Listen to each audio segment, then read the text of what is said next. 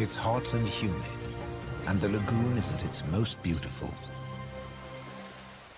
The hot summer months are the quietest for the fishermen.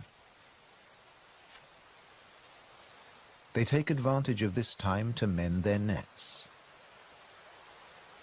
They work and even sleep here, with spectacular views of the surrounding wildlife.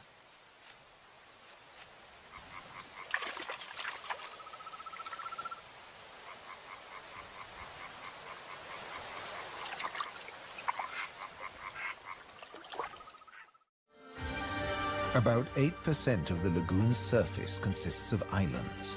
20,000 people once lived on Torcello.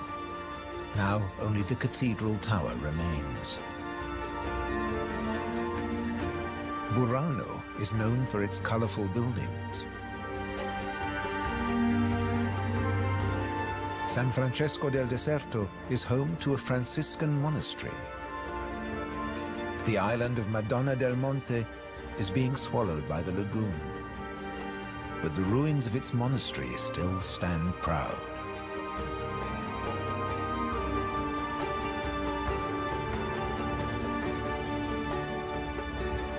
Enchanted places like this are an ideal refuge for wild animals.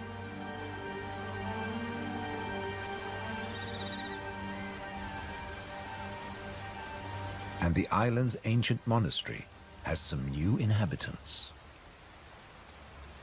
The ruins are the perfect place for kestrels to nest.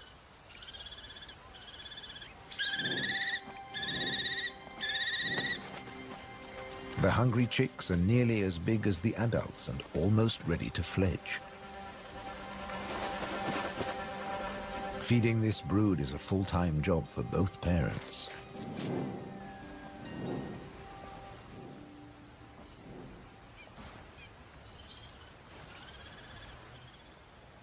Finally, curiosity gets the better of the young birds and they start to emerge from their hiding place.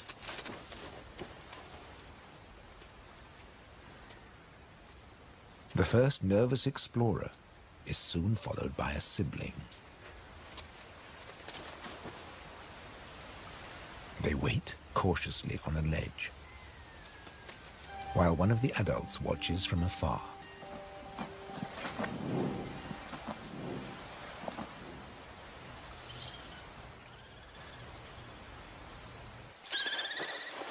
Their mother returns with food, and the young kestrels jostle to get to the front of the queue.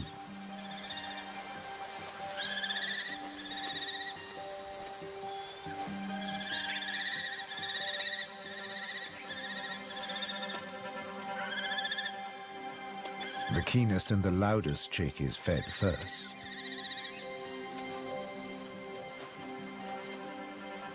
Soon the food parcels will stop. It's almost time for the young to leave the nest and fend for themselves.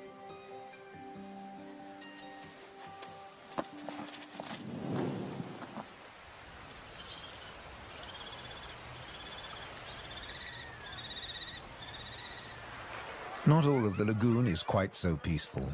Venice's Lido, with its luxury hotels, is where the human bathers gather.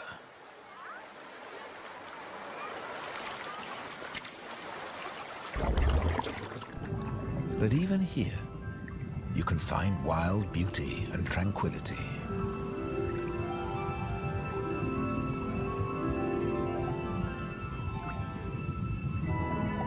In the Tenue, Venice's reef, one of nature's most delightful performances is in full swing. The squid's mating dance. The pair move together like synchronized swimmers as waves of rainbow colors pulse along their bodies.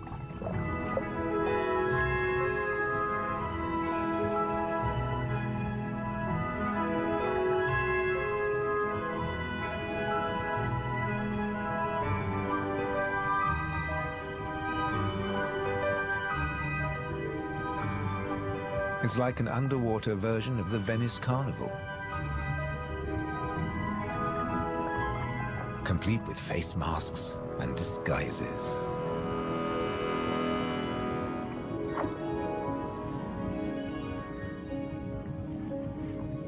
decorator crabs change their shape by attaching sponges and algae to their bodies.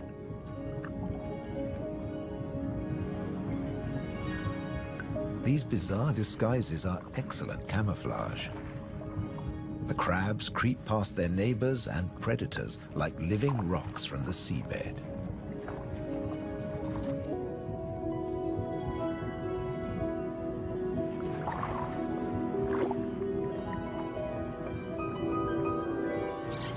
The tern colony just beyond the city is flourishing. The chicks have fed well and are strong and healthy.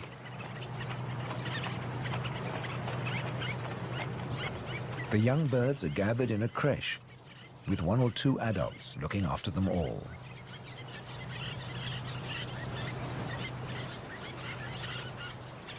Today's lesson is elementary flight, but the teacher's demonstration is over in a flash.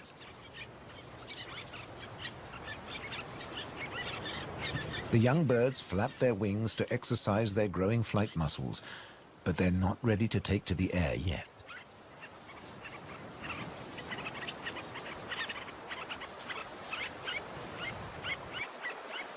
Before long, they'll be flying as well as their parents.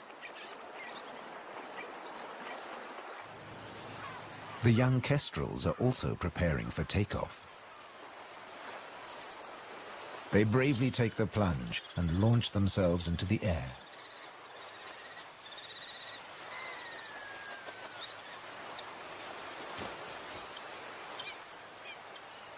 Dropping from a height makes their first flights easier. Once in the air, they're in their element and can glide and flap back to safety.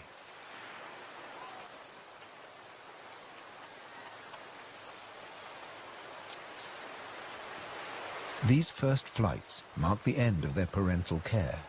Now they have to find their own territory.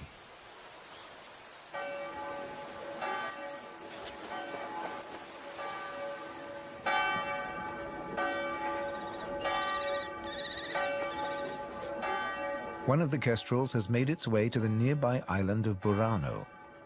It's unlike the remote nest site, but it still has everything the kestrel needs. Just like the ruins, the brightly colored walls offer protection. These birds are welcome visitors, and the people here seem happy to have a kestrel watching over them.